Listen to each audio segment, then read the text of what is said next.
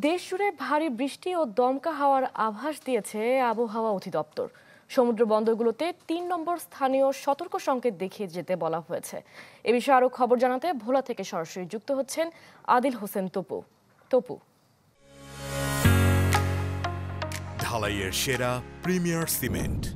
৪ নম্বর সিগন্যালের কারণে কিন্তু বিশেষ করে নৌবন্দর আমাদের এই অঞ্চলের নৌ চলাচল কিছুটা বন্ধ রয়েছে। যেসব নৌ অঞ্চলগুলো মূলত সাগরের সাথে সংশ্লিষ্টতা রয়েছে, সেই জন্য ভোলার ৪টি নৌনদী কিন্তু গতকাল থেকে কিন্তু লঞ্চ চলাচল বন্ধ রয়েছে। এছাড়াও এই অঞ্চলের যেহেতু নদী বিস্তৃত সাগর বিস্তৃত জেলা, সেক্ষেত্রে জেলেদেরকে কিন্তু নিরাপদে মাছ ধরতে বলা হয়েছে। যারা সাগরগামী জেলে গত ৭ দিন আগে তারা কিন্তু নিষেধাজ্ঞা শেষে মাছ ধরতে গিয়েছিলেন, আর তারা কিন্তু এই সিগন্যালের কারণে তারা কিন্তু ইতিমধ্যেই তীরে চলে এসেছেন।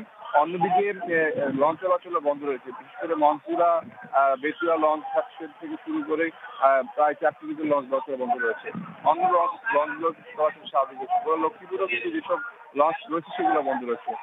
ইতিমধ্যে কিন্তু গত আবহাওয়া বিষয়ক তথ্য অনুযায়ী প্রায় গত 24 ঘন্টায় প্রায় 39 মিলিমিটার বৃষ্টিপাত রেকর্ড করা হয়েছে। বলা হয়েছে যে বিশেষ করে সবাইকে যেসব নদীতে যারা মাছ ধরে তাদেরকে নিরাপদ থাকার জন্য এই বৃষ্টিপাতের কারণে কিন্তু জীবন জীবিকা কিছুটা হলো ব্যাহত হচ্ছে।